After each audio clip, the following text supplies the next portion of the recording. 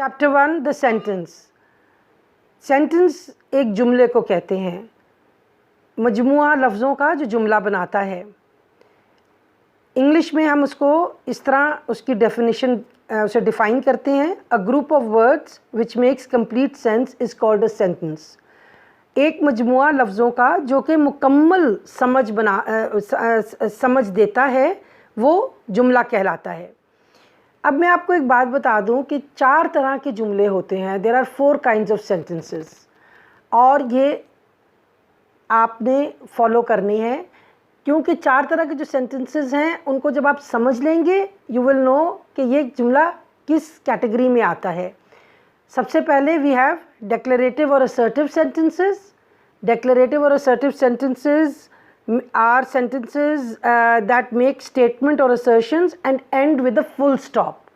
ये वो जुमले हैं जो कि एक बयान देते हैं और पॉजिटिव फॉर्मिंग यानी कि मुस्बत फॉर्मिंग बनाते हैं। उसमें आपके कोई मनफी या कोई ऐसी बात नहीं होती है और ये जुमला ends with a full stop. इस जुमले को हम नुक्ते पे ख़त्म करते हैं। सेकेंड फॉर्म ऑफ सेंटेंस जो है वो इंटरोगेटिव है। इंटरोगेटिव सेंटेंस मीन्स कि आपसे सवालिया जुमला जो आपको बोला जाए, सवालिया जुमले को इंटरोगेटिव सेंटेंस कहते हैं इंग्लिश में।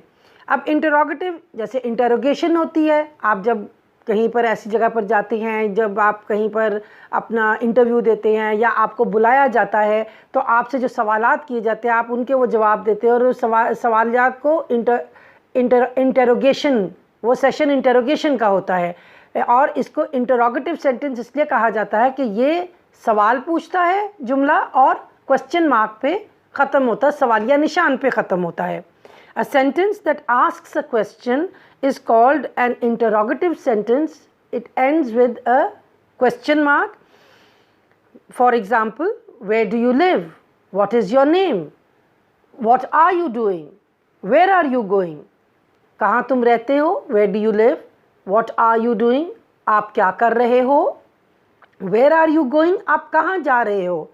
जो भी जुमला आप को पूछा, इस तरह का जुमला हो जिसमें सवाल पूछा जाए उसको हम इंग्लिश में इंटरोगेटिव सेंटेंस कहते हैं।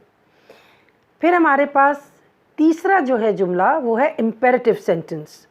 Imperative sentence, a sentence that expresses a command और entreaty is called an imperative sentence. इसमें there is no subject, it is without a subject. Subject का मतलब कि तुम मैं वगैरह नहीं बोला जाता। इम्पेरेटिव में हाकमाना जुमले, कमांड्स, जिसमें हाकमाना जुमला होता है जिसमें कहा जाता है sit down, stand up, go there, और ये आर्मी में भी कमांड्स दिए जाते हैं और ये पूरा जुमला कहलाता है। सिट डाउन मीन्स बैठ जाओ, गो देयर उधर जाओ, स्टैंड अप खड़े हो जाओ, और ये फुल स्टॉप पे ख़त्म हो जाते हैं। मगर इसमें आपको इंसान को या किसी को यू, ही, शी के लफ्ज़ नहीं बोले जाते, वो समझे जाते हैं और इनको हाकमाना जुमले कहा जाता है। और एंट्रीटी जो होता है वो स्पेशल रिक्वेस्ट होते हैं, जैसे हैव मर्सी अपॉन मी। अब जब हम अल्लाह सुब्हाना ताला से बात कर रहे होते हैं तो हम कहते हैं अल्लाह हम पे रहम फरमा दे या हम पे रहम फरमा दे, तो उसमें आप इंग्लिश में कह रहे हैं हैव मर्सी अपॉन अस। तो इसमें आप अल्लाह सुब्हाना ताला से डायरेक्ट बात कर रहे हैं मगर अल्लाह सुब्हाना ताला का नाम नहीं ले रहे, तो उसमें सब्जेक्ट ओमिट हो जाता है कमांड में और इम्पेरेटिव सेंटेंस कहलाता है। फोर्थ है एक्सक्लेमेटरी सेंटेंस। एक्सक्लेमेटरी सेंटेंस वो जुमला है जिसमें आप एहसासात बयान करते हैं। अ sentence that expresses strong feeling is called N exclamatory sentence and ends with the mark of exclamation. एक लाइन और डॉट होता है, उसको मार्क ऑफ एक्सक्लेमेशन कहते हैं। कि अगर आपने खुशी का इजहार करना है कि जैसे क्रिकेट मैच जीत लिया, hurrah we have won the match, अब हुर्रा के लफ्ज़ के बाद आप मार्क ऑफ एक्सक्लेमेशन लगाएंगे, लाइन एंड डॉट, जो कि इस चीज़ का इजहार कर रहा है कि ये खुशी का जुमला है, इसमें खुशी बयान हो रही है।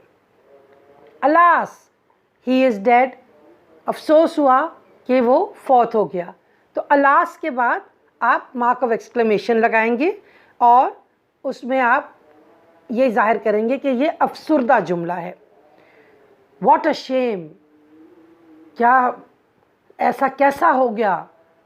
What a shame corona virus is here, कितनी अफसोस की बात है कि कोरोना वायरस आया हुआ है।